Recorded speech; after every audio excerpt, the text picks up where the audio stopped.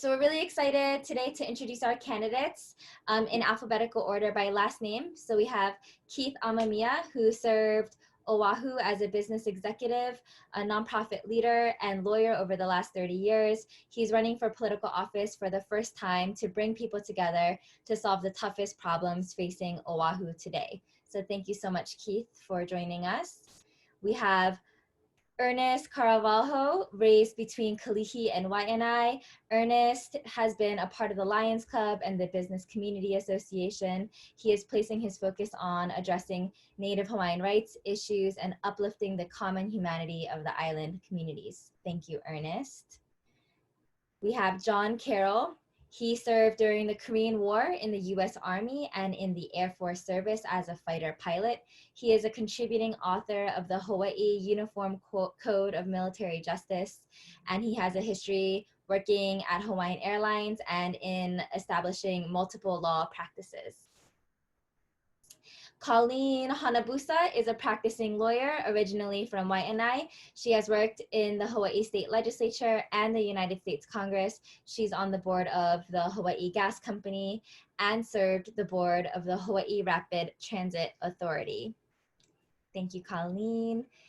And Choon James is a longtime advocate at City Hall to save Oahu farmlands and fiscal accountability for sustainable communities. She's a successful small businesswoman, farmer, free press Olelo producer, grandmother of 12, and does not accept donations from lobbyists and PACs.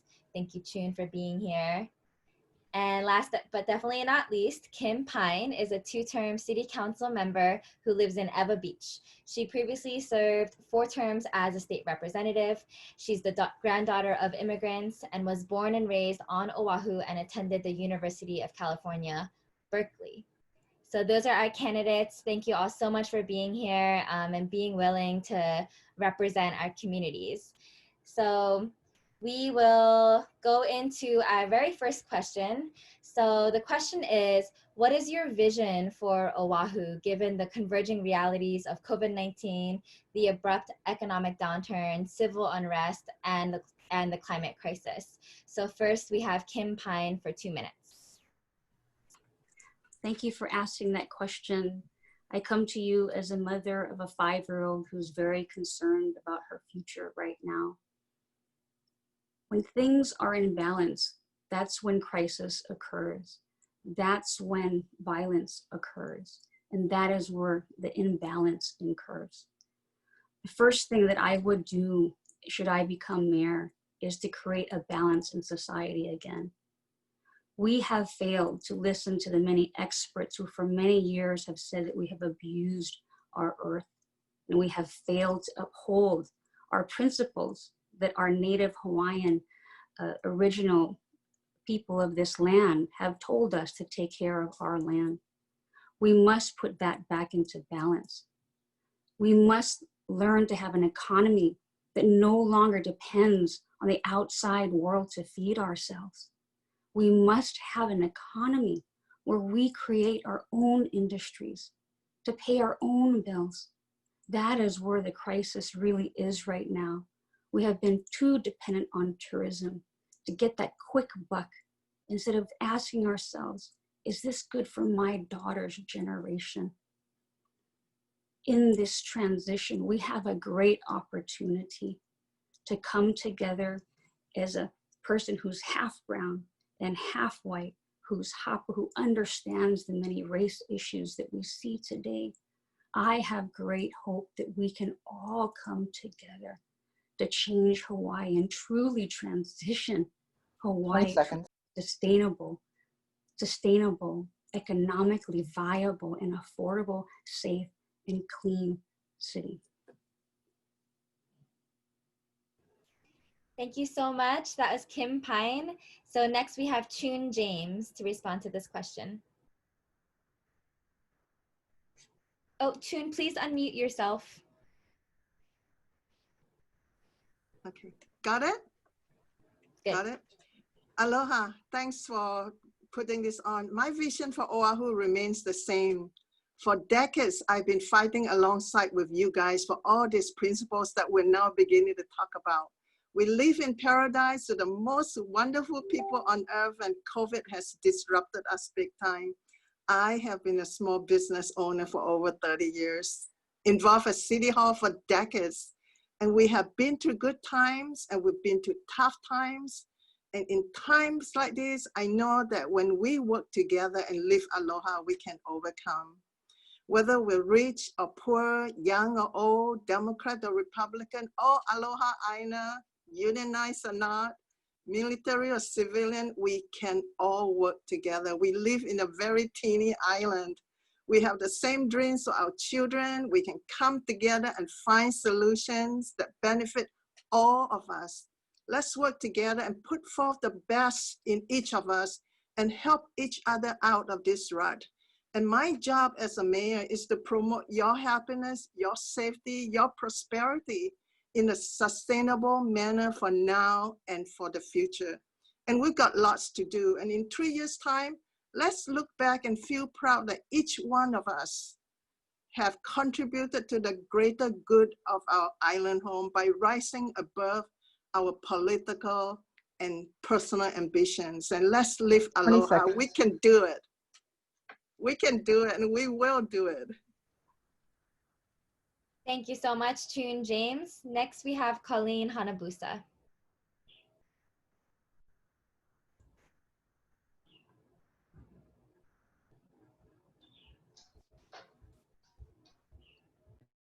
Can you hear me now? Yes. Thank you. I know one thing, and that is no matter what our visions may be, our visions will not be successful or in any way accepted unless people buy into them. People like yourselves, like an organization such as this, unless you share in this vision and decide that this is the way you want to go, especially after what we've gone through with COVID. To me, there is absolutely no way we will succeed.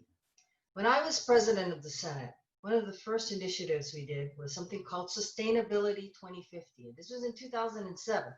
Sustainability was not the household word that it is now.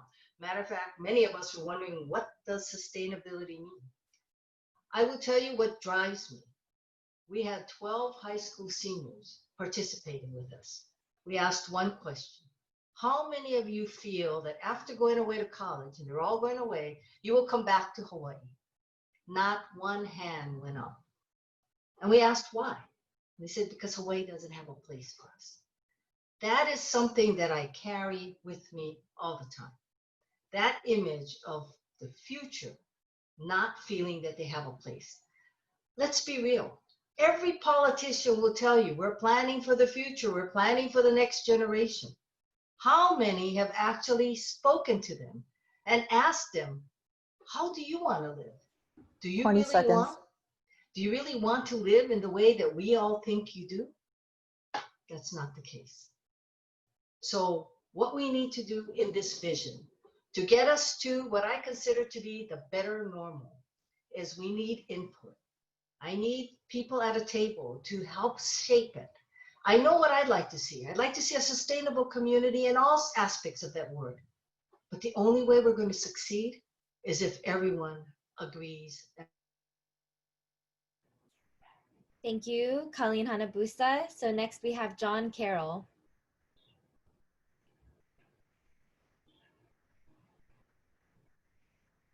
John, please unmute yourself before you begin.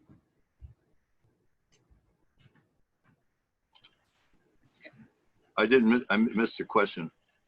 The question is, what is your vision for Oahu given the converging realities? I'm sorry. Go ahead. Absolutely. I wanted to thank you very much for inviting me and for putting on this forum. And it's really tremendous that you have asked this pertinent question. Right now, Hawaii is 35% higher cost of living than New York or California, the two highest in the United States. We have no real economy here. We're facing bankruptcy. My vision as lawyer, and the reason that I'm doing it at this age, is because I do not see the leadership that we should have had to have gotten rid of the Jones Act, which has basically put our entire economy, including agriculture, into the toilet. And it's got to come out. The first thing that I intend to do as mayor, is to eliminate the Jones Act, either by way of a corporate, either an executive order of the president or by a class action lawsuit on behalf of each of the members of this Honolulu community. There, if we can get rid of the Jones Act and have worldwide shipping come in, we can then have basically a worldwide sustainable and affordable place to live, and that's what I'm shooting for. The real problem that we have here is that all of our property, all of the things that we're using have to come in, go to California before they come here. The Constitution has a provision. 20 seconds. Okay, there's strictly constitutional violations that have to be set aside. We will get that done. Thank you so much, John Carroll. Next, we have Ernest Caravalho.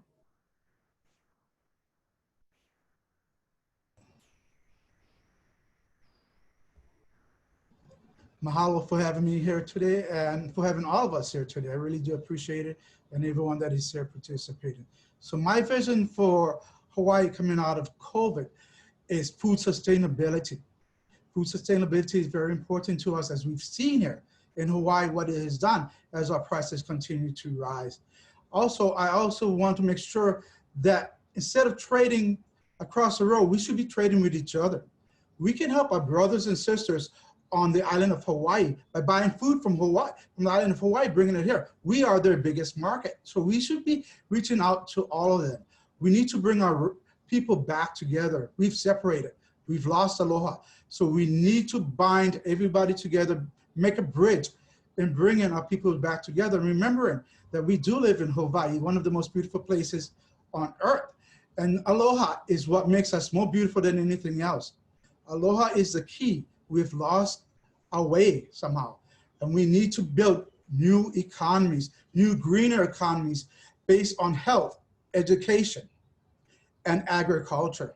And these are things that I see to bring in as we lessen the amount of tourists coming in, because we have seen that tourists cannot sustain our people. I have many friends that have lost a lot of jobs, and many people and businesses will not be able to recoup from this. And we have to be able to help them. In Hawaii, we have shown our courage and our love for each other. We are loving and helping people. 20 seconds. We need to go back to the way we used to be, by giving to each other, by being there for each other, and by showing aloha. By living aloha, we will move forward through this pandemic. Mahalo. Thank you, Ernest Caravalho. Next, we have Keith Amemiya. All right. Mahalo Dore for the opportunity, and aloha everyone. My name is Keith Amemiya, candidate for mayor of the city and county of Honolulu. I'm running for mayor because we need change. We need new leadership, we need a fresh perspective, and we need to restore trust in government. I'm running for mayor because I care about our communities and I want to create a better future for all of us, including our younger generations. I've been on the campaign trail for over 9 months now, and I visited every community on this island. And two things that have stuck out with me when talking to people, especially working class families, is number one, they want change. They're tired of the status quo and the same old, same old. Number two, they're concerned about their deteriorating quality of life, especially the increasing high cost of living that all of us are facing here on Oahu and the rest of the state. When I started working at the Hawaii High School Athletic Association over 20 years ago and was charged with running high school sports across the state, I had a similar opportunity to visit every community in the state and got to meet many people of the working class variety and beyond. And even then, they were concerned about their quality of life and the increased cost of living and just the difficulty to make ends meet. Fast forward 20 plus years later, COVID-19 has made that even worse. My entire career has been based upon public service and bringing people together to solve complex problems. And although COVID-19 is an unprecedented crisis, I also view it as an opportunity to fix things that have been untouched for too long, whether that's our over-reliance on tourism, 20 seconds. whether that's our failure to address food security or climate change. We need to do that now. In terms of my vision, I want to create an Oahu that's where everyone can afford to live, work, play, and raise a family without constantly worrying about making ends meet. Thank you. Thank you so much, Keith Amemiya. So those were all of our mayoral candidates' answers for question number 1. So next question is, if elected, what 3 steps would you take to put the city and county of Honolulu on a firmer financial footing? So first to answer this question will be Choon James.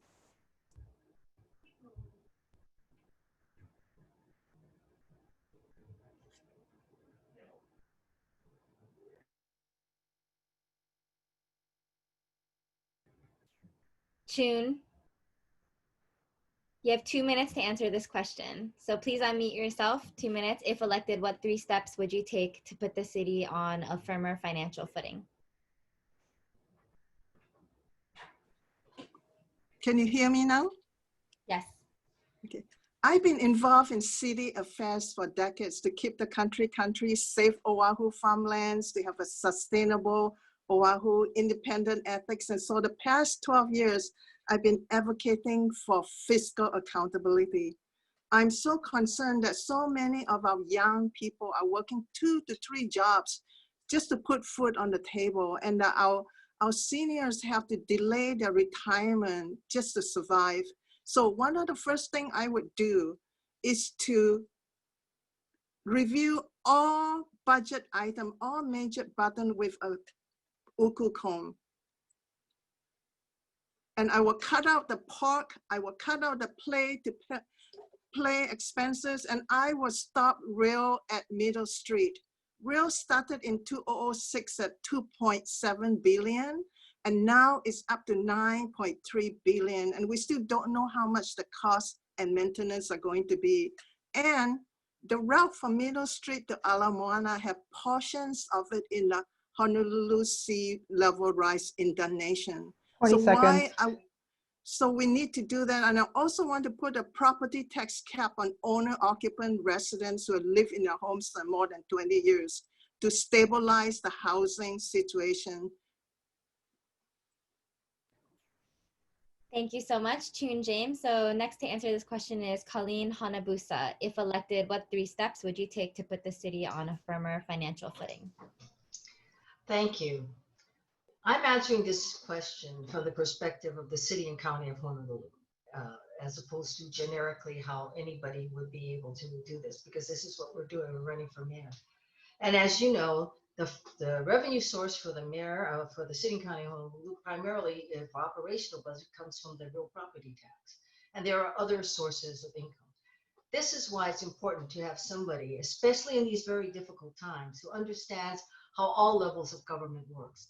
Let's not forget, a critical part of the financing of the city and county of Honolulu is federal funds. For example, understanding the CARES Act and understanding what types of direct grants come into the city and how that has to be utilized. What we cannot afford to do is have situations like when CDBG funds were lost or transportation funds were lost because of improper and inadequate management on the part of the city.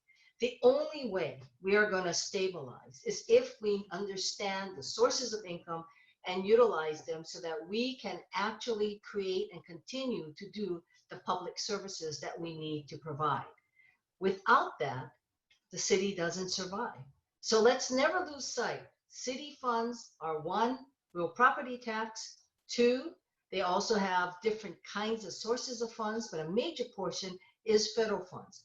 We should also look at agencies within the city, like the building department, which should be like the Department of Commerce and Consumer Affairs in the state, self-sustained. In other words, the amount of money that they generate in terms of fees should pay for the operations. These are the things that we need to do in order to stabilize the city of Honolulu.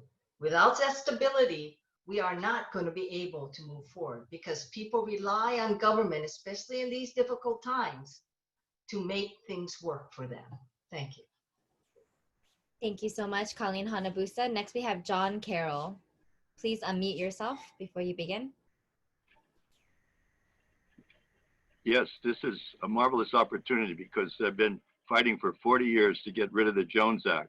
And this goes all the way back to Dan Inouye and other leaders, all the way through to Abercrombie, Lingle, etc. I think during Ariyoshi we had some stability there, but the Constitution has a commerce clause, and it said that the purpose of that clause is to ensure that every state has equal access to interstate commerce with the states, nations, and Indian tribes. Hawaii, because of the Jones Act, the shipping restrictions that we have are cut off from pipeline, highway, or railroads, and that has given Matson a monopoly here that's legal, but it's the thing that's caused us to lose our agricultural production capabilities because of the cost. All of our piggeries, hatcheries, dairies, all of those are gone now because people cannot afford to farm. I have a small farm, and I know this very carefully from my own involvement. As mayor, the first thing I intend to do is to file a class action on behalf of all of the people in this county to get rid of the Jones Act restrictions on that constitutional basis.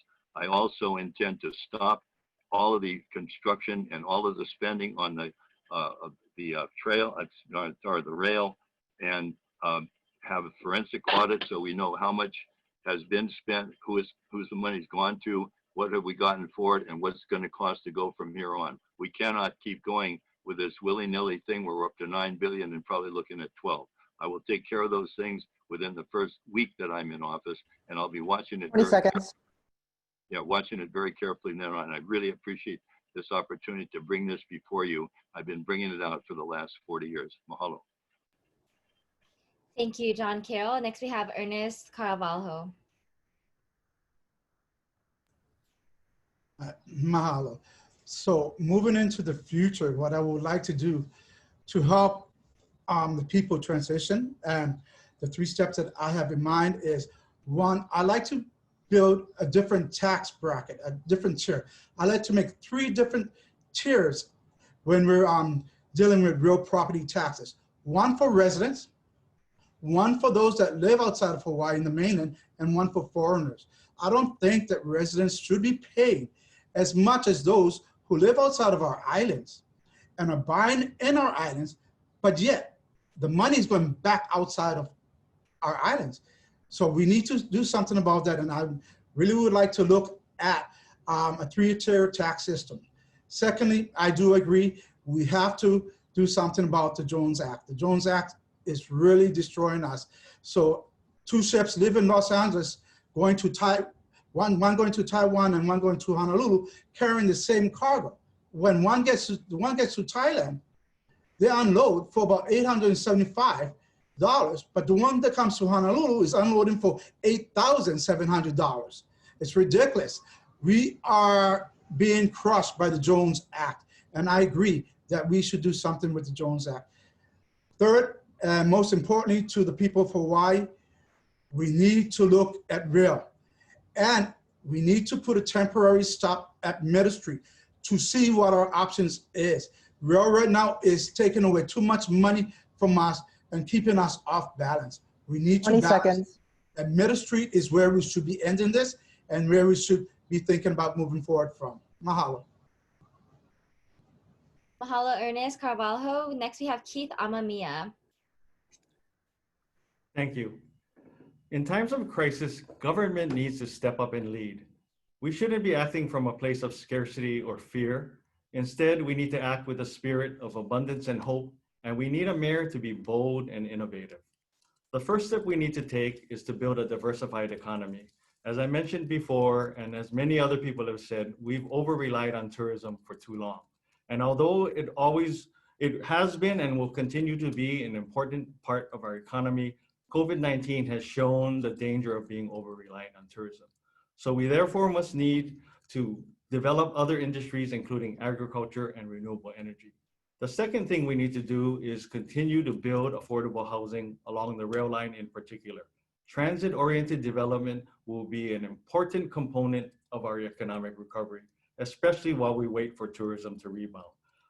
Affordable housing will also obviously bring down the cost of housing for our working class families. It'll reduce homelessness, and it'll also provide many opportunities for jobs in the construction industry. The third thing we need to do is build a smarter and more efficient city through technology and innovation. Everyone will tell you, including those within the city, that we can do a much better job of using technology and innovation to make our city services smarter, faster, more efficient, and cheaper for our taxpayers. Thank you. Thank you, Keith, Amemiya. So finally, we have Kim Pine answering this question. If elected, what 3 steps would you take to put the city on a firmer financial footing? There are 3 areas that I would focus on to improve the financial viability of our system. 1, people need to be fed. 2, people need to be housed. And 3, people need to be safe. I have said for many years that we have been over-reliant on tourism, and we have the ability to make agriculture a top industry again. I have been working for the last 2 years with innovators in the technology industry, in the agricultural industry, as well as IT in terms of keeping us safe military-wise. We have the ability to create multi-billion-dollar industries here in Hawaii. We just have to have the will to do it. We have the ability to make farming more affordable. We have the ability to make sure that we fund farmers, give them grants, low-cost loans, low-cost land, and affordable water. We have to completely reform the Department of Planning and Permitting that I predict that we have lost about $500 million in income to our economy alone in the last 5 years. So as zoning and housing chair, what I worked on is making sure that we make DPP more efficient. So instead of grandma and grandpa waiting 2 years just for a simple permit to improve their home, it can take 2 to 4 weeks, and we can improve our economy again in the construction industry. We can no longer have tourism the way it was. I would put a cap on tourism right away and make it a number that we know does not damage our land or our resources. To keep us safe, we must demand that all tourists coming into our island be pre-tested and that we have a safe testing, tracking, and tracing program to make sure that they are isolated should they be positive from the local population. Thank you so much, Kim Pine. So the next question is, what will you accomplish in your first 100 days upon being elected into office as mayor? So first to answer this is Colleen Hanabusa. Thank you. The mayor of the city and county of Honolulu after this election will take office in January of 2021. We can only hope that by then we've had a better feel on COVID-19, but we are still going to have the after effects of that. The fear that people have had, what we've had to endure, the way we've had to live as a result of this, that is something that we have to get over. As the mayor and as government, we have to restore public confidence at that point. Before COVID, public confidence in the city and county of Honolulu must have been at an all-time low. They thought about public corruption. They thought nobody listened to anyone. You know, we had different types of projects all going down because the community just said enough is enough. So what do you need to do first? First thing you need to do is to restore public confidence, or at least get to the point where people will accept or trust you to move forward. That's the first step. The second step is you're going to have to stabilize this economy. Stabilizing this economy when it's so dependent on tourism may not be as simple as it sounds. But remember, the city has a different role to play. The city as government can contribute in ways that, for example, a business can't, because business is not government. And government should never be business because that is not its intent. Government has to serve the people. And that third thing we have to do during this period of time is to really start getting input from 20 the people, seconds. such as yourselves, to say, okay, what is the new, better normal that we're going to work towards? Because without your input and without your concurrence, we're not going to be able to be successful in anything. But the city has to start, and that's the third thing we have to do within the first 100 days, is begin to come up with a plan for what Honolulu will look like. Thank you. Thank you, Colleen Hanabusa. Next, we have John Carroll to answer this question on what you will accomplish in your first 100 days in office. The first thing that I intend to do, as I said it earlier, is to file a class action on behalf of everyone on this island to put aside the restrictions that are imposed by the Jones Act. I've already written to the president 2 or 3 times. He has not responded even to those requests. He's also ignored Puerto Rico when they were in the same problem. The state and the city and county are virtually in a position of bankruptcy. The next thing we need to do is to cut any spending that is not necessary. And the main thing in that vein right now is to get rid of any further construction or expenditure on the rail, the HART. And that HART thing has been a total disaster. They had executive meeting by the HART board, and at that meeting they wanted to discuss immunity and liability. We've never been able to find out what happened at that executive meeting, but there's a lot of things going on there that have to be addressed, and I will be going after that in federal court. The next thing is that I'm going to be working with OHA, who has I think something like 24,000 people who have rights to land and are not getting it.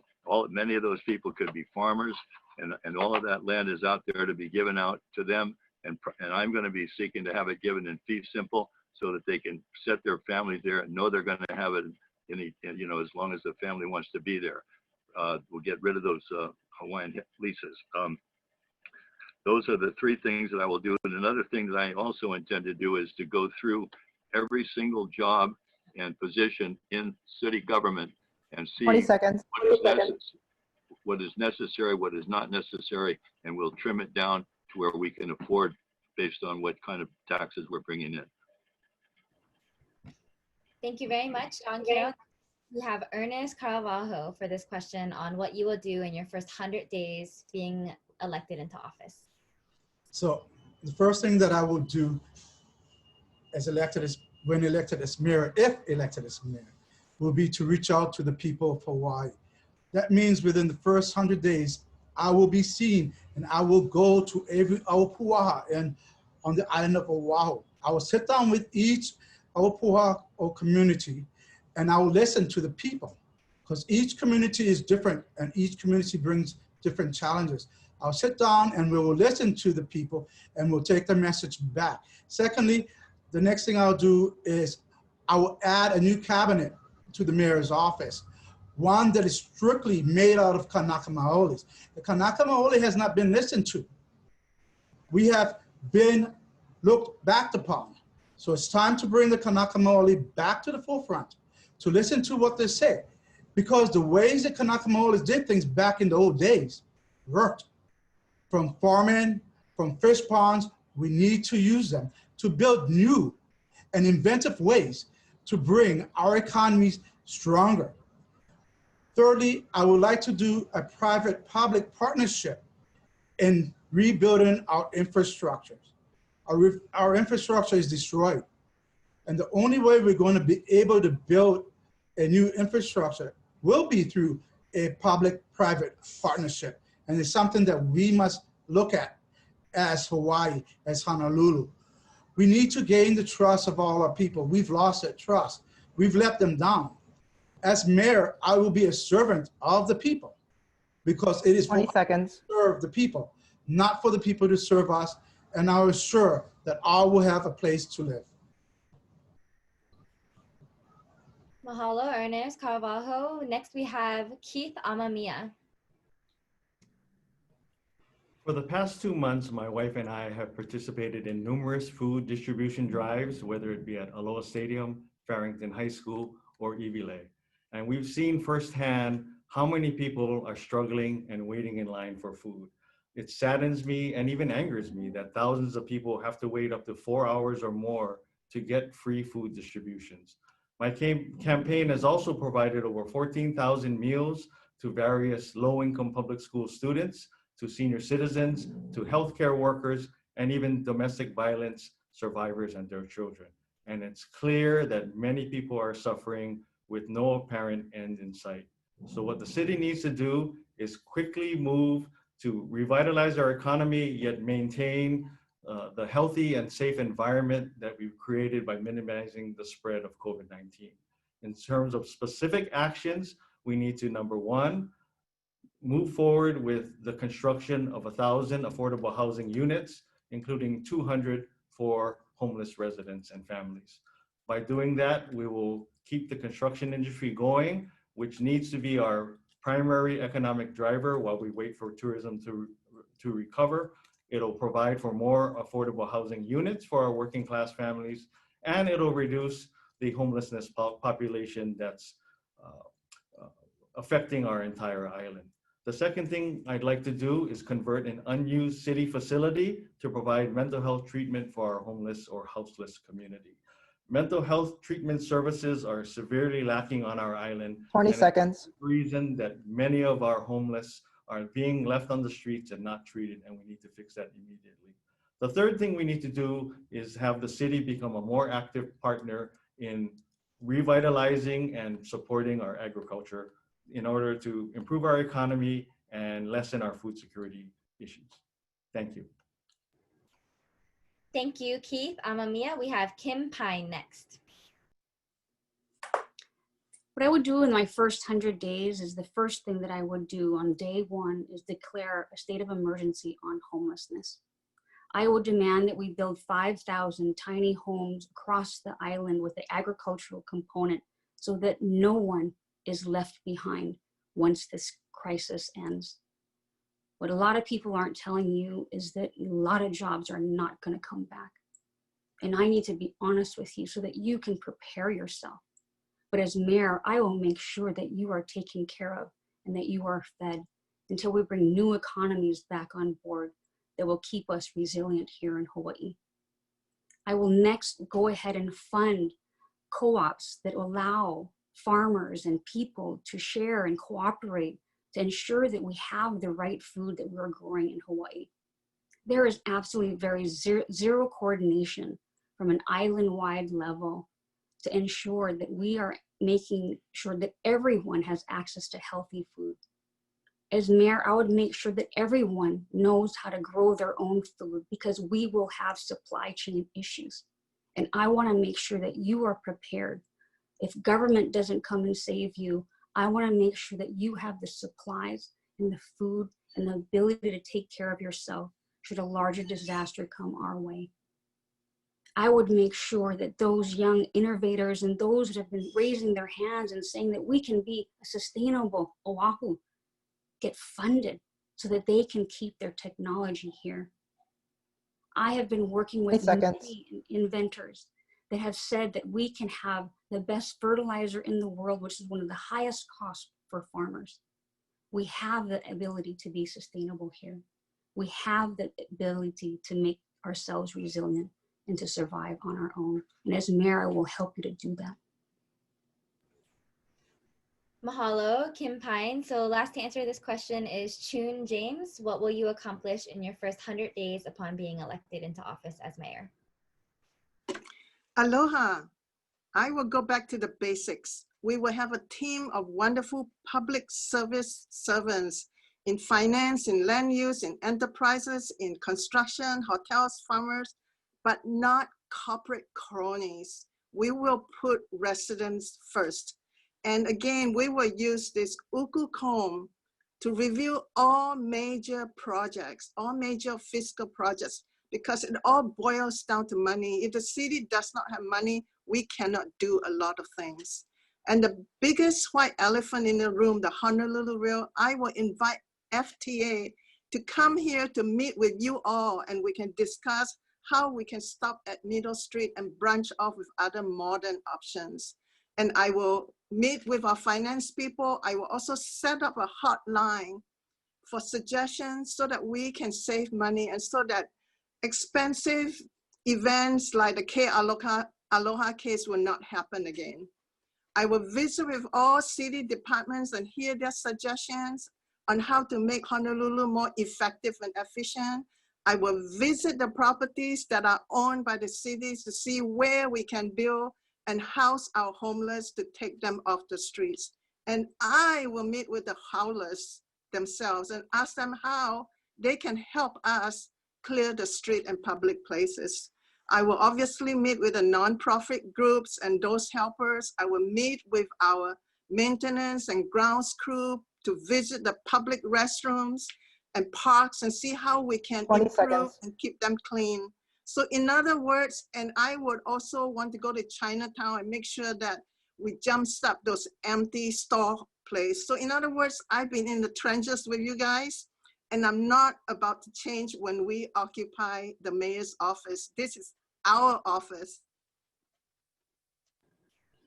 Mahalo, Choon James. We are moving on to the next question. So this question is very relevant today. So given the civil unrest of recent weeks and an outcry for racial and criminal justice, what kind of police reform, funding changes, or other policies would you call for as mayor? So for this one, we will start with John Carroll. I am so sorry, but I missed that whole question. No problem, I can repeat that for you. Given the civil unrest of recent weeks and an outcry for racial and criminal justice, what kind of police reform, funding changes, or other policies would you call for as mayor? Okay, I'm sorry. Yeah, well, first of all, we have a very excellent police force here. We've had problems there with some corruption, but we need to look at all of that to see what's being done. One of the main things that I would be doing is looking at, as far as police are concerned, the transparency, so that if we have bad apples in there, that they can find out who they are and have an easy exit for them, which is not the case now. The other thing is that I would be looking at getting the police trained so that they don't use excessive force, but they certainly use reasonable force. I would not tolerate anything such as going on in Seattle right now or what happened in Minneapolis. Those are totally out of the question. And I would use a National Guard if we didn't have enough police to take care of some kind of an uprising or protest. But I believe we have the right to assemble. We have a right to freedom of religion, freedom of speech. And I will also at the same time be ensuring that people will have the right to make those expressions. The last thing is that I think the COVID reaction has been widely overdone. I think the real, if you look at the statistics, that people under about 50 don't have it at all. And the ones that do have it have had some other types of problems at the same time. And those are all up in the age group that I'm in, or from, say, 60 on. And that is something that we can do. Yeah, we need to do testing far more than we have. And again, mahalo. Mahalo. So next we have Ernest Caravalho with this question. So I deal with the police a lot living here in Chinatown, and many of the police I deal with are upstanding people. We can't classify all police as bad police. But that being said, we must bring reforms to our police station. We must be able to teach our police to be more compassionate. We must teach them how to sense and how to restrain themselves. Not everyone that they're going to encounter is a threat to them. And I see this in Chinatown all the time because we deal with a lot of mentally ill people. So reform in the police stations is going to mean being able to bring in behavioral health therapists within the police station. Our police officers should be peace officers. People bring in peace to each other, but we need to bring more behavioral health therapists to be able to work with our police officers, because it is a lot of strain being a police officer. My dad was a police officer. My uncle retired as a detective in Honolulu Police Department. They're great people and they had great integrity, but the stress is boundless. And so therefore we need to be able to reform from within. We have a good police department, we really do, but reform has to come from within. Right now we've got police that are outreaching right here in Chinatown to people in the streets, and they're doing an excellent job. And they're our model of what the island-wide police department should be. It should be able to be outreach. Our police need to be able to go back on the beat, walk in the beats to get to know their neighbors. Mahalo, Ernest Caravalho. Next, we have Keith Amemiya. So what kind of police reform, funding changes, or other policies would you call for as mayor, given the state of the nation in the recent weeks? Well, I had the previous privilege and opportunity to serve on the police commission, and I was very impressed to find out that many of our officers, the vast majority, in fact, are hardworking, honest police officers who are sincerely interested in ensuring that our communities are safe and free of crime. I know many officers personally, and they are of the same attitude and mentality, and it shows in their actions. I also served on the Domestic Violence Action Center board, and if there's anything that I would look to add to the police force, it would be to provide more domestic violence services from DVAC. With COVID becoming a problem across our communities, domestic violence has been on the rise, and I think that the Domestic Violence Action Center and their people would go a long way in terms of curbing the domestic violence incidents happening across our island. In terms of police funding, I don't know enough of what should be defunded, but I do know that our police force is understaffed and overworked and underpaid. We are losing officers at an alarming rate due to retirements or transfers to other jurisdictions where they're paid more. In terms of the George Floyd incident in Minneapolis, it's an unspeakable tragedy, but it has given rise and opened the forum and dialogue for many issues that have been lingering across Hawaii and across the nation for many years. We need to use this opportunity to create dialogue, and as mayor, 20 seconds. Stakeholders to the table to discuss these issues that have gone far untouched for far too long. Thank you. Thank you so much, Keith Amemiya. Next, we have Kim Pine. Can you hear me now? Yes. Okay. What we did at the Honolulu City Council is we went after corruption. We made sure that Chief Kealoha went to jail and that Catherine Kealoha, who also served in the prosecutor's office, went to jail. That was the first thing that we did to reform the police department. And as we looked at how all of that happened at such high levels, we discovered that the police commission was told by Chief Ballard the problems with Chief Kealoha, the problems with the prosecutor's office, and they at the time did nothing. She asked for better reforms to ensure that when police officers see corruption going on, as well as in the prosecutor's office, that the people who are concerned, that want to do good for the people and serve in the right way, that they have a safe avenue to do that. So that's one of the things that I'll be working very hard on as mayor, to ensure that any city employee feels safe. And most importantly, that the police department ends any type of chokeholds or any type of measures that would cause bodily harm the way it happened in George Floyd's death. I'm very proud of the people who protested what had happened to Mr. Floyd in Hawaii. There was no violence. There was pain and sadness, but there is unity in making sure that Honolulu remains a safe place of justice and peace. 20 seconds. Thank you very much, Kim. Next, we have Choon James. Choon, you're still muted. We love our HPD, there's no doubt about that. And every time they leave their home, we want them to come back safely each day. And majority of our HPD are wonderful. And like any other organizations, you tend to have a few bad apples. And I just also want to tell you that I just happened to be arrested during the Kahuku turbines demonstration because I was videotaping with an AP photographer friend. And even then, I do not harbor any bad feelings because I know that was part of the system.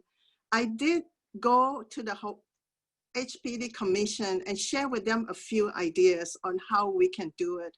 And may I also add in that when there was talk about the Ke Alohas and the other issues, that the police commissioners also chided the city council that they knew what was going on and they did not do anything. So I would definitely place a whistleblower hotline so that any citizen can report in full confidence and that they will not suffer any retaliation or any bad side effects to them whatsoever, that they will have a hotline they can report. And may I also add that what happened to Mr. Floyd was totally wrong, and injustice to one is an injustice to all. So we need to up the training. We need to up the training on constitutional rights, on civic rights, and that we all can live aloha. And I believe that that can be done.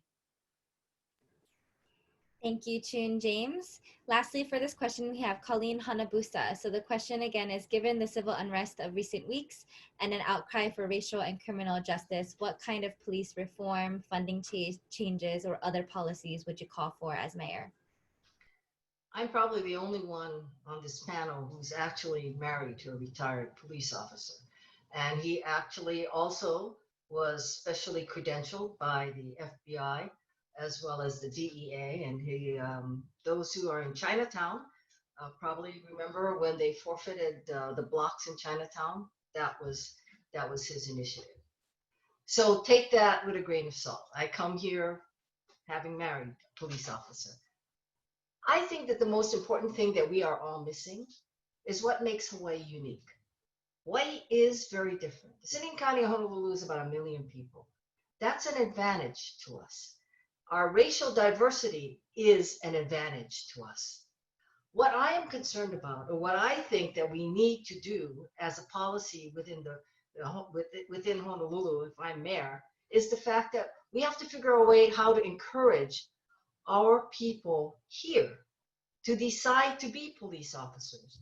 I do not like hearing that the police chief feels she may have to recruit from the mainland. Not that I don't believe that they could fit in. I just believe that our homegrown people have the best understanding and the best sensitivity to that which is Hawaii. I also think that we need to look at what is it that we have to warn about, and what is it that we have to be doing changes in. I think training, I think the police chief saying no chokeholds and no, or the different kinds of methods, that's fine. But you know, how many incidents do we have? That's what good policy decision is based on. Not a knee-jerk reaction, but asking the right questions. And if we need to change, let us change. If there's a problem with the structure of the police commission, let's change that structure.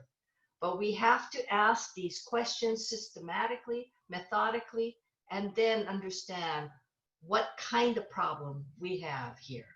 Thank you. Mahalo, Colleen Hanabusa. So we are moving on to the next question, and that question is that oftentimes special interest groups working primarily to protect their profits influence policy decisions more than community members and nonprofit organizations. So for you, what is the ideal role of special interest groups and lobbying in county government? And the first to answer this question is John Carroll.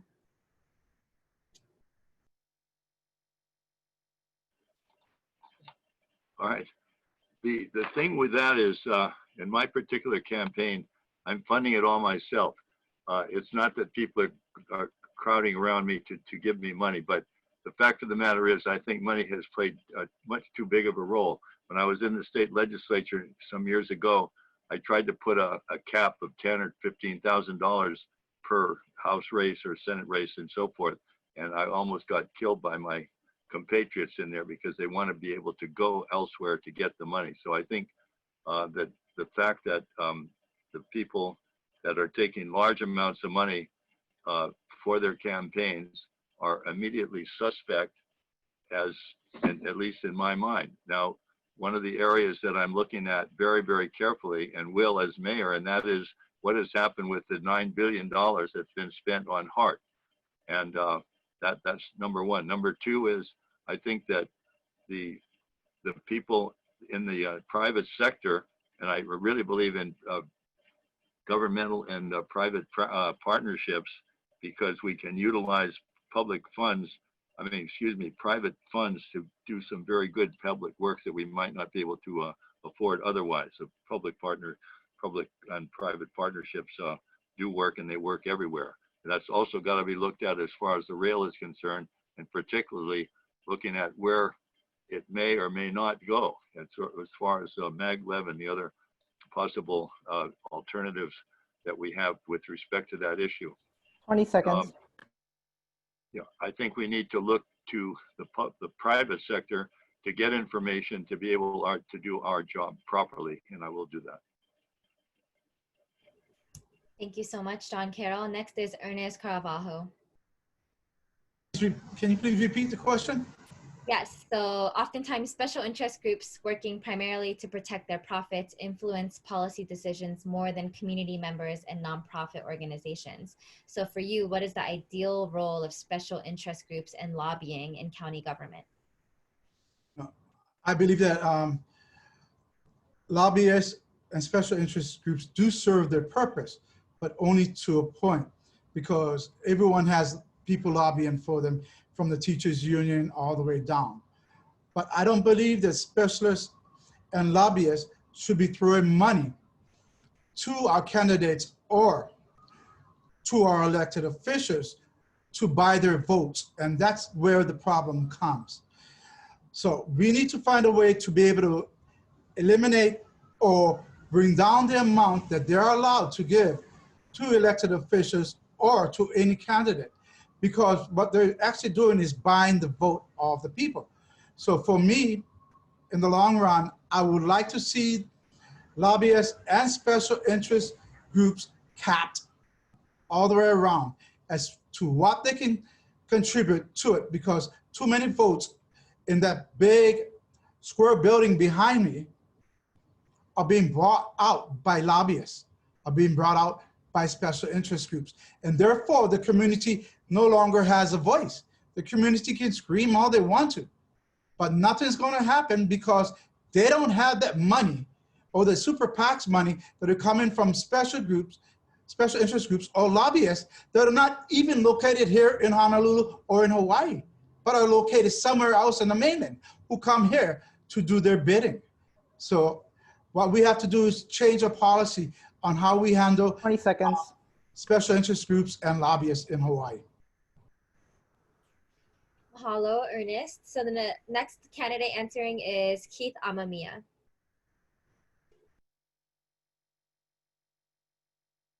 You have to unmute yourself, please. Okay. As I always have throughout my career, I will always put the community interest over that of special interest. From whether I was running high school sports or working in the private sector or for the University of Hawaii, I always listen to the community needs over that of anyone else. I'll continue to do that as mayor. I believe in active listening, in collaboration, and listening to all sides and making a decision that's in the best interest of the greater good of the community. And I'll continue to do that as mayor, as I've said.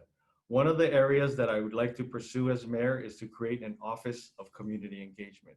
It's clear that the public thinks that government is not listening to them anymore, as shown by the recent demonstrations and protests, whether it's the Kuku Wind Farms, Sherwood Forest, Ala Moana Park Playground, and many, many other issues of community concern. We need to change that. We need to show that the city is interested in the public interest and what the community wants. And I believe that office will help solve those problems. I will get people in that office to reach out into the community, to listen, to hear what they have to say. I also want to use technology to get the public's input. Too many people have complained to me that it's difficult to testify at a city council hearing. They simply don't have the time to wait in the chambers for their opportunity to speak. They simply don't have the ability to get off of work. So we need to look at technology that's already being used in light of COVID, whether it's Zoom, Skype, or other means. We need to fully engage the community like I know we're capable of doing. Thank you. Thank you, Keith. Next we have Kim Pine. Thank you very much. In my career, I've learned there's two types of special interest groups. There's the good special interest groups that cares about the people. And then there's the bad special interest group that cares only about themselves. If you haven't done this job before and you're going to do this for the first time, you are going to be fooled left and right by the bad special interest because they're good at what they do and they get paid a lot of money. There are special interest groups like this organization right now. I've seen you, Dory. I've seen you, Dyson. None of you guys have given me a penny, but I supported the plastic ban, the styrofoam ban, renewable energy, forcing developers to be more resilient and less dependent on fossil fuels. I've passed legislation and wrote legislation that now forces hotels to tell us how much fossil fuels they're using and what kind of waste management programs that they're using to ensure that their visitors are not hurting our lands.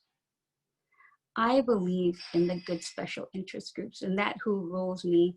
The people rule me, and they tell me what I need to do to ensure that this island is affordable, safe, resilient, and most importantly, will thrive in the future.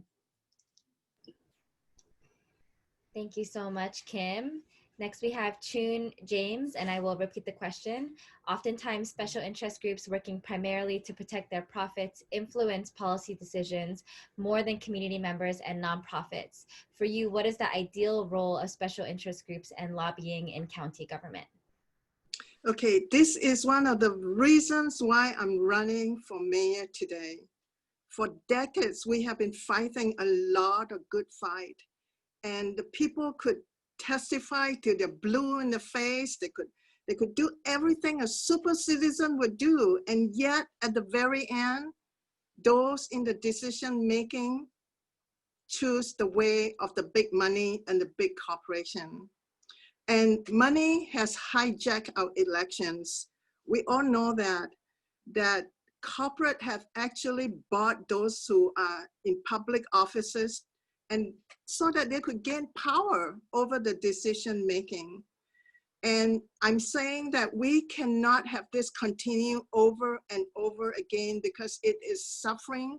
It is causing hurt for our people who have to pay for the negative impacts of corporate cronies controlling decision making at government places.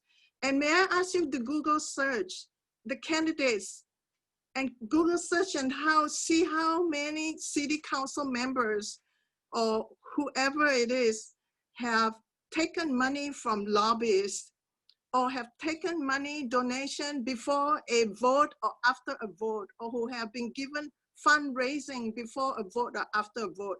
Those are important issues that you really need to know before you make the decision. Google search, that's important. And also check their donations. Where are the donations coming from? We need to find out the company they keep. Who are the big donors and why are they doing it? So we need to know the company they keep, and we need to study the donations. As for me, I am not accepting any donations from lobbyists and PACs. Thank you, Choon. Next, we have Colleen Hanabusa. Thank you. Issues such as this comes down to one thing, and that is leadership and integrity of the person that you have in office. For example, one of the things that's been bothering me the most about the city administration is this whole issue of building permits. You talk about holding and preserving their profit margin. You know, a lot of that is in construction and building, whether you call it affordable housing, whatever you may call it. The bottom line is the bottom line for them. So let me ask you, why is it that every single mayor has to address building permits, and why an average person like myself, I've waited 5 years for a building permit, 5 years. Why is that? So if anybody thinks I have juice, I don't have any juice. 5 years for a building permit. Of course, you will be told if you go hire an expediter, you might be able to get a building permit sooner. Or if you go hire somebody who may be a plan reviewer, they call it third-party plan review, you might be able to get your permit sooner. Or if you'll be able to just sort of give on certain things like join a structure, you can have a building permit. Those things are not acceptable to me. I believe the law is the law. What we have to do, everyone should be bound by the same laws. So what does it come down to? Everything that we've talked about here, it comes down to the person. It comes down to that person and how that 20 person seconds. will lead. And I think you should look at how this building permit thing has been allowed to go on and on and on. And within the next mayor, people running for mayor is going to be able to do something about it. And do not accept the same kind of jargon that they've given everybody else throughout the years. Why we still have this problem? Because it goes to leadership. Thank you. Thank you, Colleen. Hanabusa. So we are moving on to our final open-ended question, unless we find more time at the end. So this question is near and dear to my heart, given the climate crisis that we face today and Hawaii's vulnerability to the climate crisis. What environmental issues would you prioritize as most pressing for Hawaii, and what initial steps would you take to address them effectively? So first, to start us off on this will be Ernest Caravalho. All right, thank you. Climate change is something that is really is dear to my heart, because I live in a flood zone, literally from Middle Street in Kalihi all the way down here to Chinatown and Kaka'ako is a flood zone. We will be underwater, and that's a given. So I would definitely like to, while in office, within my first 100 days, to be able to call a climate symposium of all the leaders of the Pacific, to bring everybody together, to see what ideas we need to work on for climate change, because Honolulu is going to feel a big effect on climate change. Not just losing land, but Honolulu is going to be getting a lot of the people from the Pacific coming to our islands, because their lands will be lost. A lot of atolls and everything will be lost. So we need to change the way we do. We need to bring in more electric cars into our system. We need to build more battery pack stations across the islands. We need to be able to rely on wave energy. We need to be able to rely on solar energy. Each awapua has a different aspects to the islands that can help in generating clean, efficient energy. So we need to be rid of fossil fuel on our islands. I love COVID for one reason. I hate what it's done, but COVID has shown us that the air can clean up. I see the freeway and it's clear of cars. The emissions are gone. I hear the birds in the morning at 4 o'clock singing. So we need to address this issue wholeheartedly in every single aspect. Yeah. That's it. Thank you, Ernest. Our next candidate to speak on this issue will be Keith Amemiya.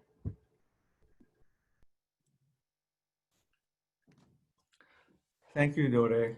Like you and Dyson and many other people in your generation, climate change is an important issue for my 20-year-old son who just finished his sophomore year in college. Of the many issues that concern my son and his friends, it's climate change. As I tell people, COVID is the crisis of the moment, but climate change is the crisis of our lifetime. We need to act immediately on climate change, or we will cause irreparable damage to our islands and the rest of the world. I'm fully committed to addressing climate change in my administration, and it's certainly going to be one of my top priorities. A lot of work has already been done on climate change by this current administration and previous administrations.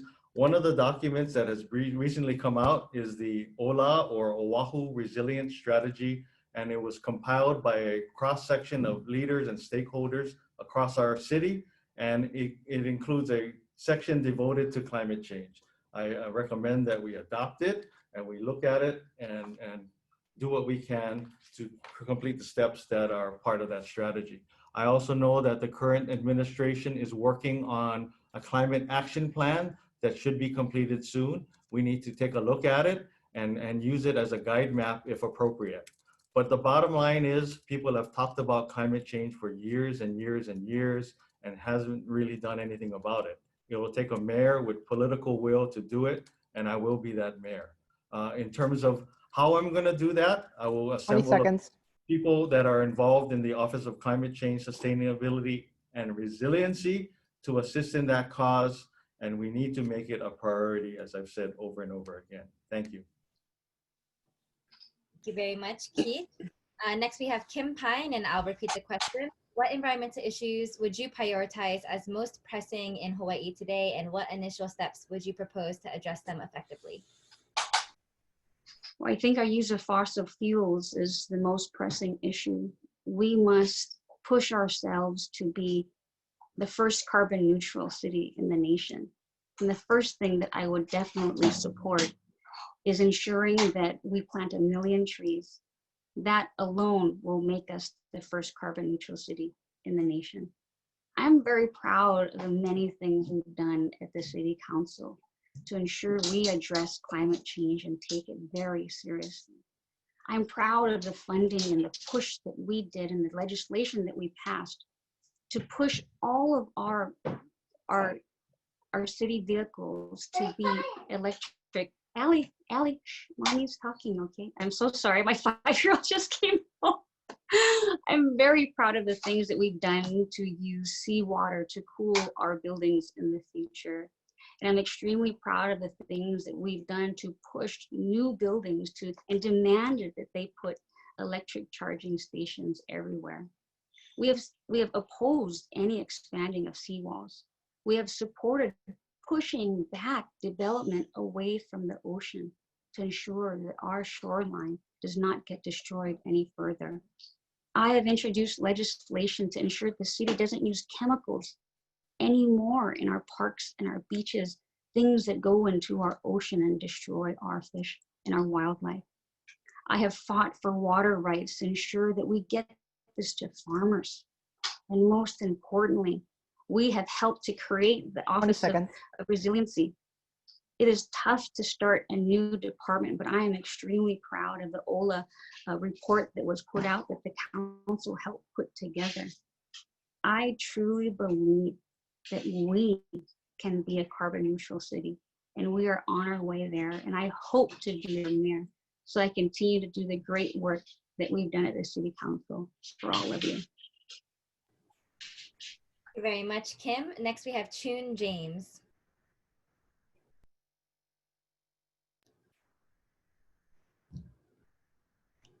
Choon, please unmute yourself. Could I also answer the last question? I was forgotten. I'm Is so that all right? sorry. Oh no, the last question was the special interest groups. You did answer that one, didn't you? No, it's environmental.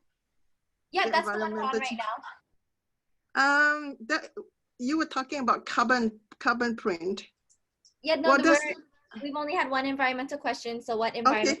Okay, that's okay. I must have heard wrongly. I am a grandmother of 12, and so I have always considered myself as an environmentalist. I have friends from Tuvalu, from Kiribati, and they are the front line of climate change.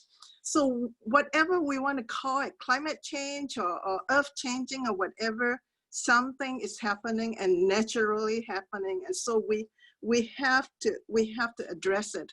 So as mayor, I will certainly carry on all the good work that have been done on our behalf.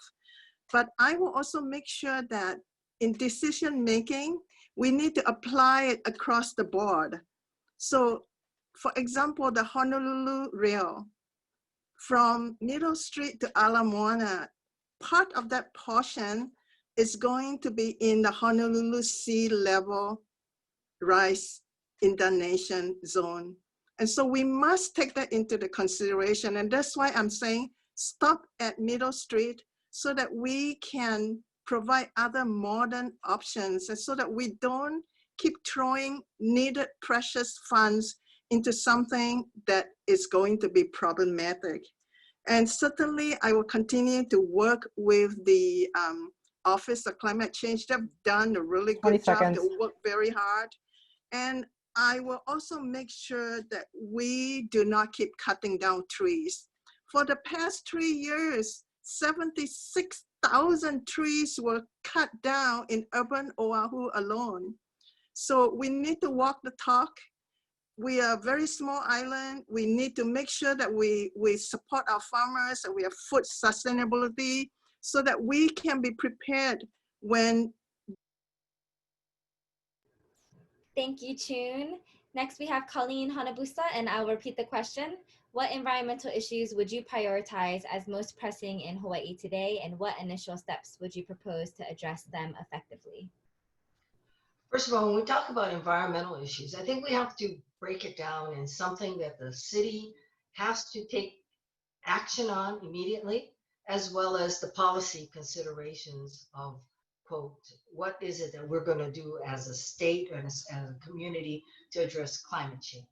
You know, when I was in the Senate and I was Senate President, we did the first legislation, sometimes say we're first or we're second, about greenhouse gas emissions, for example, and how to monitor that or how to measure it.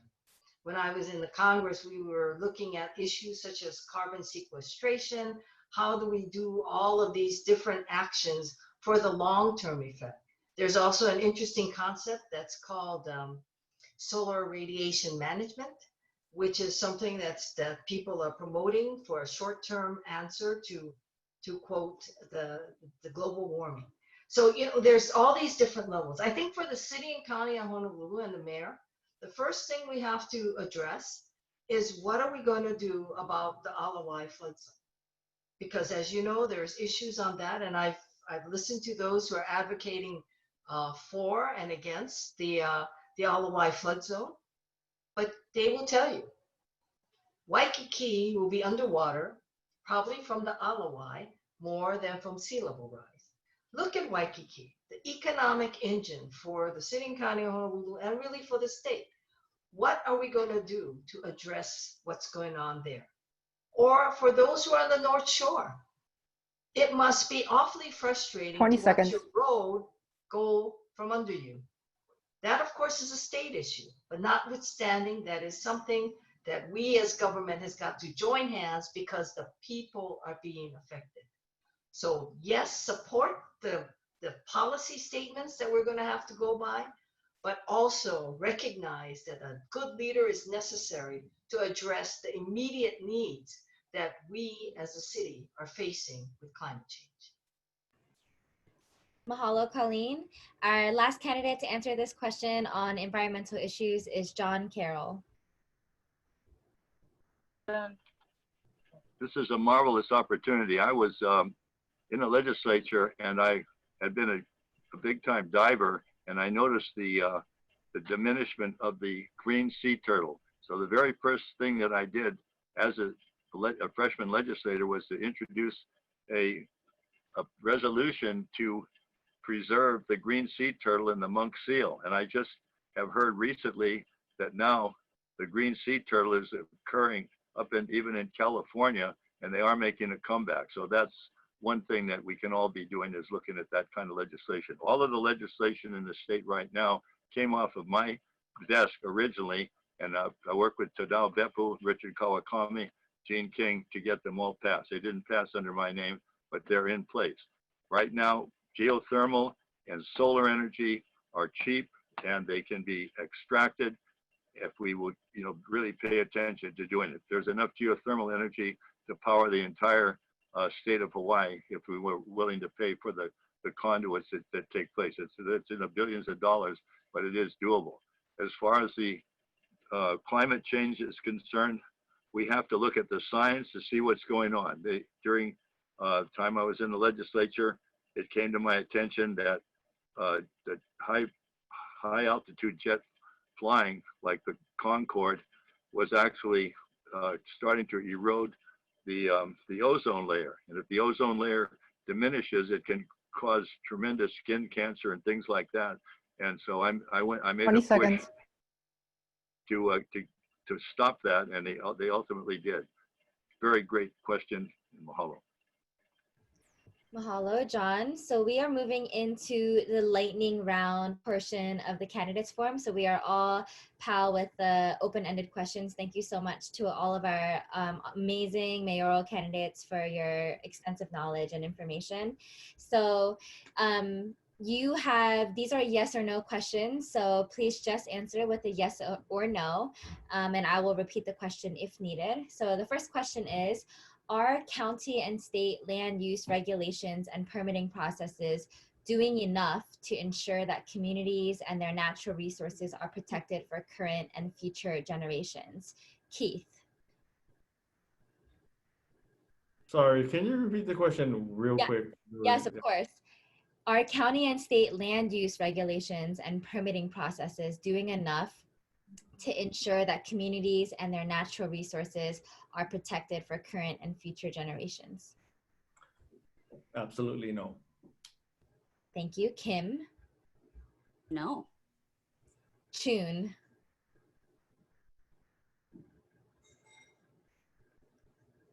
Choon James, yes or no? Absolutely not. Okay, Colleen. No. John.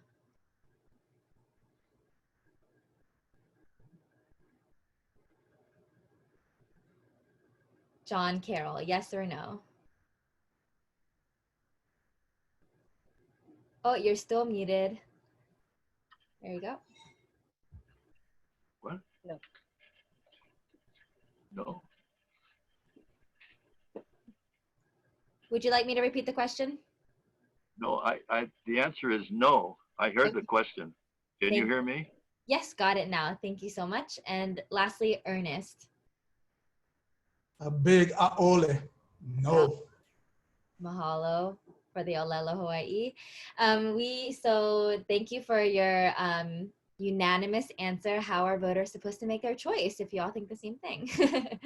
So the next question, same format, yes or no. Would you support a visitor tax with the funds going towards combating the climate crisis? Kim. Yes, but that's illegal, so we have to do a fee. Okay, Choon. Oh, please unmute yourself. Yes, in principle. Okay, Colleen. Yes. Tim, oh, not Tim, John. Yes. Ernest.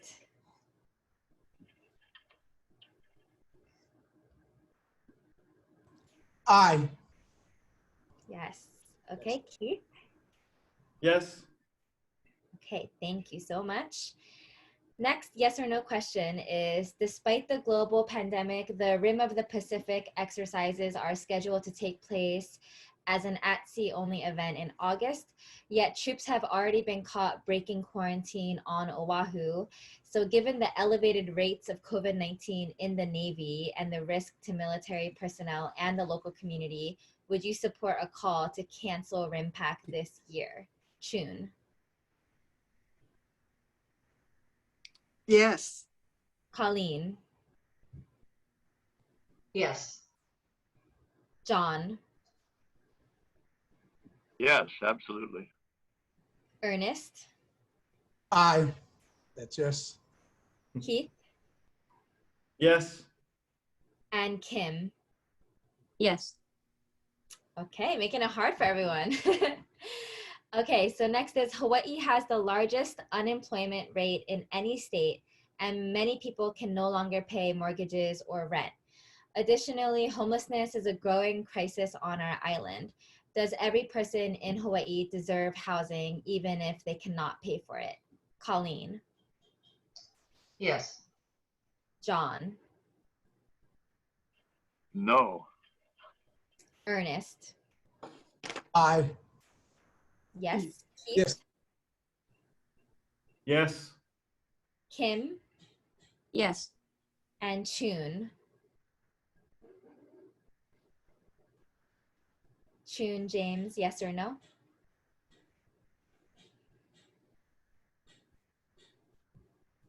Yes. Okay, thank you. So next lightning round question is, do you support suing coal, oil, and gas corporations for Hawaii's expenses in preparing for and adapting to the climate crisis? So first to answer is John. I'm sorry, can you repeat the question, please? Sure, of course. Do you support suing coal, oil, and gas corporations for Hawaii's expenses in preparing for and adapting to the climate crisis? I'm totally against going beyond a stop and an injunctive relief and an injunctive, a forensic audit to find out where we are. We cannot make a decision on that one way or the other. Okay, Ernest? Aye. Yes. Keith?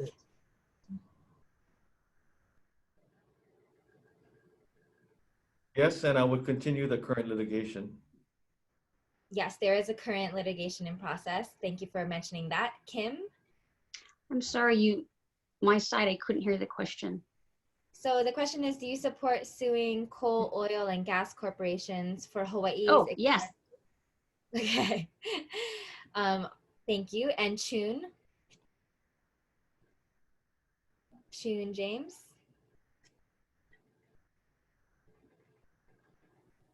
Yes, why not?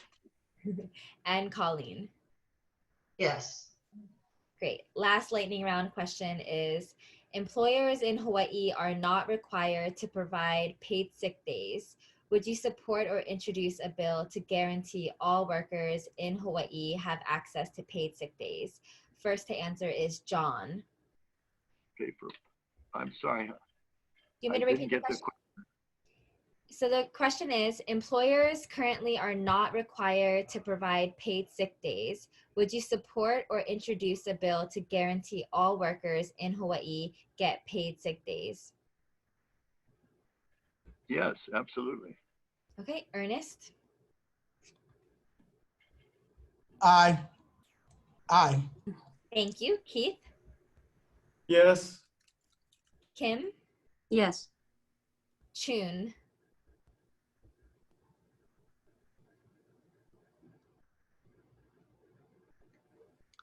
Yes, I will work with the state too. Okay, and Colleen? Yes. Great. Thank you so much. That concludes our lightning round. It looks like we have time for one additional question. So we're gonna pop in one of our extra time questions in here. So same format as the above open-ended questions that we had. So the final question we'll have is, should any part, oh wait, actually, I'm sorry. I forgot about your closing statement. So we're gonna move into the closing statements actually instead of the final open-ended question. So for this format, it'll be the same in terms of getting a 20-second warning, but you'll have 1 minute and 30 seconds to share your closing statement. And Dyson, of course, will be your timekeeper in the background. So we're gonna start here with Kim Pine.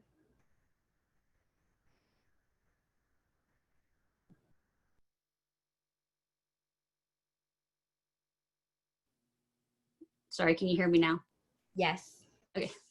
I want to thank all of you for allowing the candidates to come together to share our ideas with you about how to save our planet and to make our world better.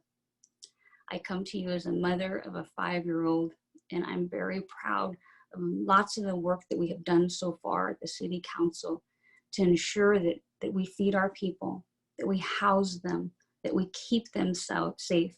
And right now we're working on creating a new economy that no longer depends on the outside world to feed us, to pay our bills, and to help us to thrive. I was very proud to have the Reverend Kalani Susan from the Big Island, who came to visit me, where we talked about thermal energy conversion that has no emissions, where we take all of our waste and we turn it into energy or to the most fertile fertilizer in the world. And he gave this to me from the elder women from the Mauna. 20 seconds. They wanted to thank me for being a candidate that protected Mother Earth. I desire to be your mayor so that I can do that, and so that I can continue the good work that we have done to make sure that we have an economy that feeds our people and saves the planet. Thank you for allowing me to share my heart with you tonight. Mahalo. Thank you so much, Kim, for being here with us tonight. Next for the closing statement will be Choon James.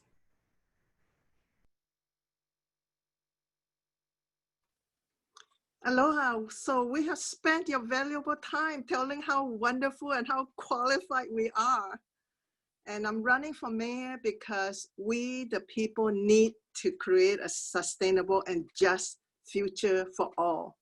We need to put our residents first, and we cannot have the same old money and power controlling us while our residents are working 2 to 3 jobs to put food on the table, and our seniors have to delay their retirements to survive, and our farmlands are disappearing. 76,000 trees have been cut down the last 3 years, and Oahu is being cemented into a parking lot, and so on and so forth. I'm running for mayor because I want to put residents first.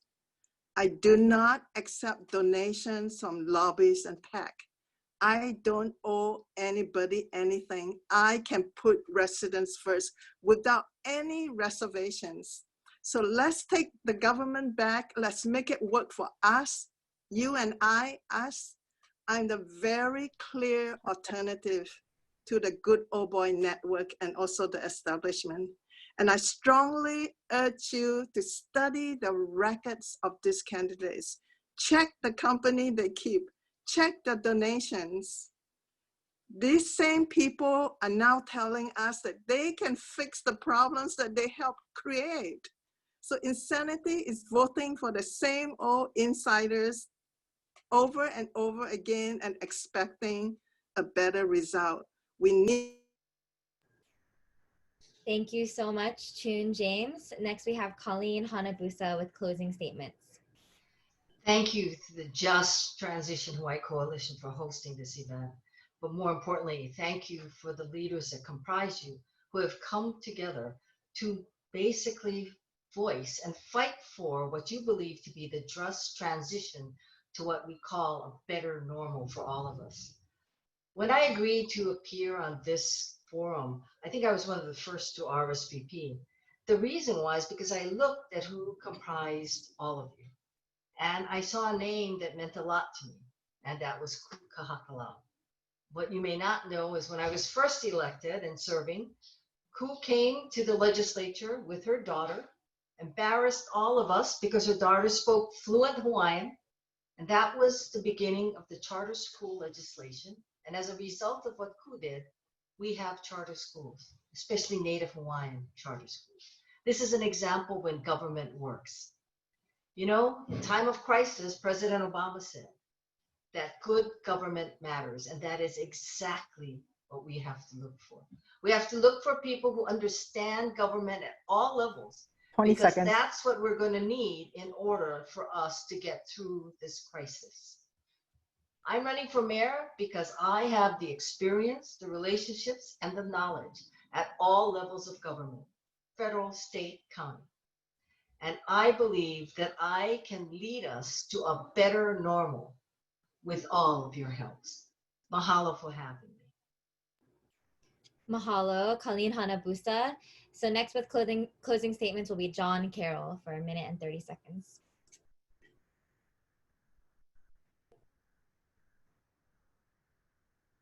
First of all, I am clearly the best qualified candidate, having worked in the legislature, having worked in the military, having worked in international business, local business, and law. So I come in without needing any preparation. I know what needs to get done. I know how to do it, and I will do it. And I've been working for 40 years trying to get rid of this Jones Act, but because of people in the Democrat Party have stopped every single time I've tried to do it.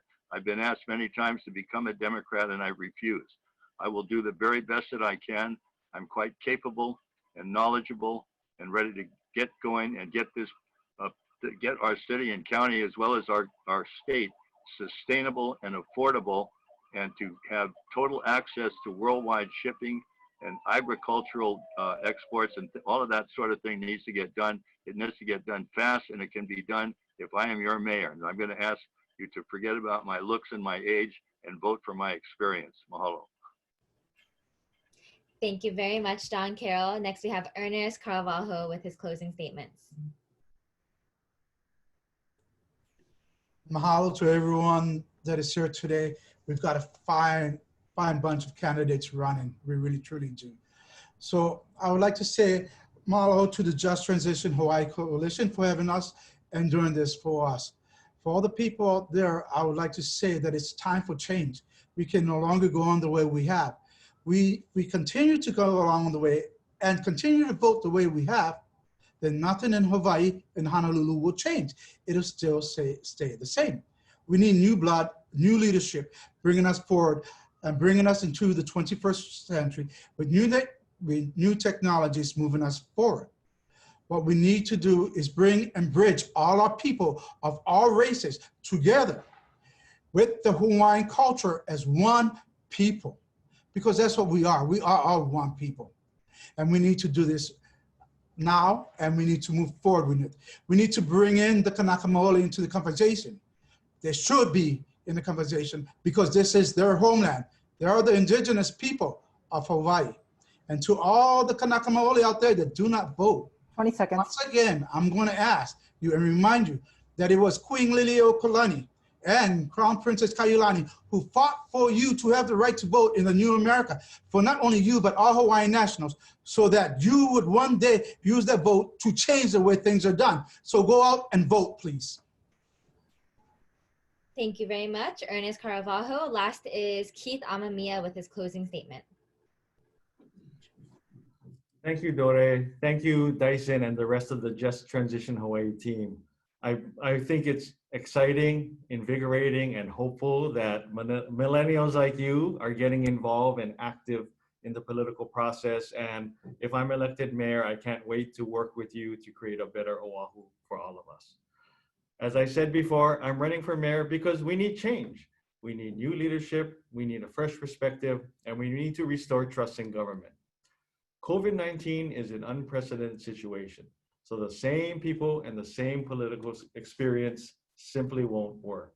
Instead, we'll need a new style of leadership that brings people together, and that's something that hasn't existed in Hawaii politics for a long, long time. I want a city where you can get from one place to another without fighting traffic. Take your family to a park or beach that's clean and free of homelessness, and where you don't constantly worry about the high cost of living and making ends meet. My entire career has been based upon integrity and trust, selflessness, and bringing people together from all walks of life to 20 find seconds. problems. As your mayor, I'll do the same and more, and I humbly ask for your support. Mahalo. Mahalo, Keith Amemiya. So thank you to all of our candidates. We're actually going to have a hana ho because we do have some extra time. So thank you all for keeping your time with all of our questions, which is uncommon for politicians. So we do appreciate that, and that's a good sign for our democracy. So this is coming from the audience, from Dave and Sherry, who are climate activists here. So the question is that and we're only going to allow 1 minute per response. So Dyson will time keep you for 1 minute. The question is, a lot has been mentioned about agriculture and food resiliency tonight. Oahu had the best ag land in the state, but it's been rezoned for ho'opili with home construction happening on top of it as a result of special interest groups and their influence in government. So given the climate crisis and the food security issues that our island faces, what actions would you propose to protect our prime agricultural land and increase our food security? So for this one, we will start with Ernest Caravalho. 1 minute to answer. All right.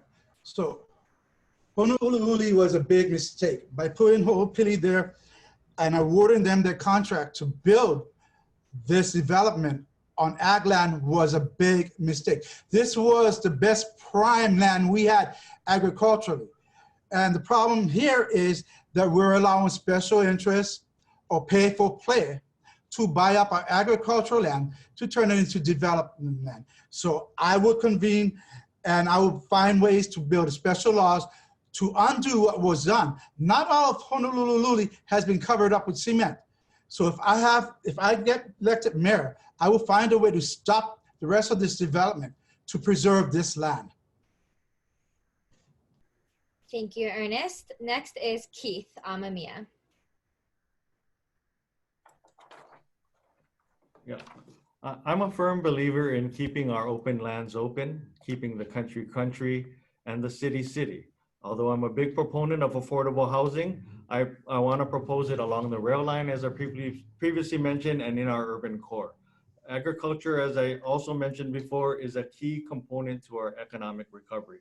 We need all open space that's viable to build and create our agricultural economy. And I want to do what I can to continue to support that. Thank you. Thank you, Keith. Next is Kim Pine. When I first got on the council, I saw great poverty in my district and a lot of homelessness, where we had a third of the whole island. And there was a belief back then that it's too expensive to grow our own food here. Labor's too high.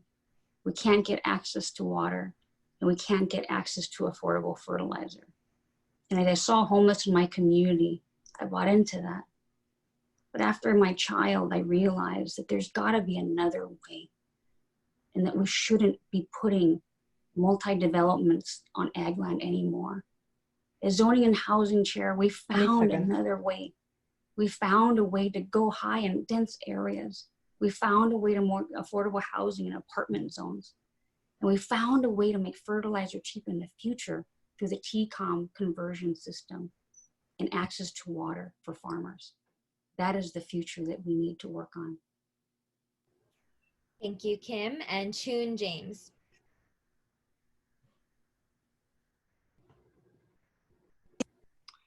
Yes, I was in the trenches with many of you. I testified against Ho'opili, fought against it, fought against COA, Ridge, with the Keep the Country Country, with Save Oahu farmlands, and guess what? We failed.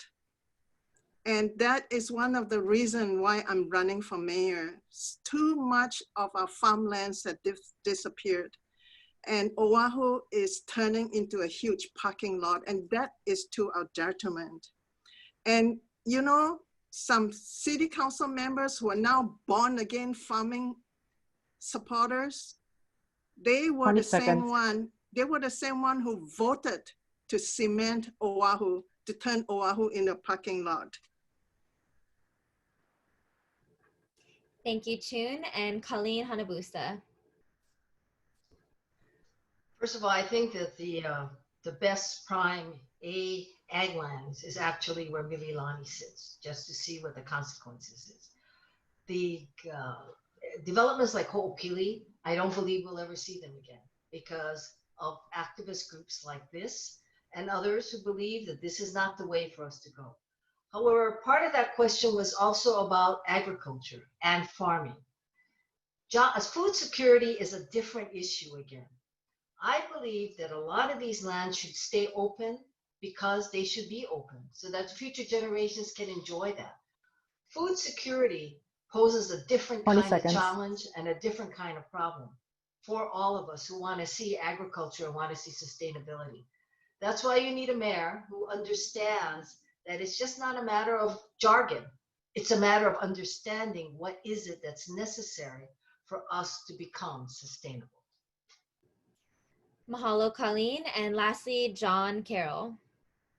Yes, first of all, apparently the other candidates here have not read the Constitution. It's specifically the 1978 version of the state constitution prohibited any change of agriculture or conservation to any other property designation.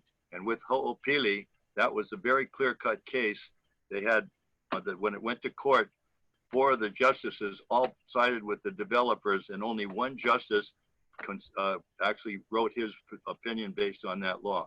As your mayor, I guarantee you there'll be no changes on any ag or conservation lands. I will do everything I can to get agriculture to become our number one component of our economy. Thank you. Thank you very much, John. That concludes our candidates forum for the City and County of Honolulu mayoral candidates. Thank you all for dedicating much of your year to running for office. We know it's a lot of work, and we appreciate you taking time to be here.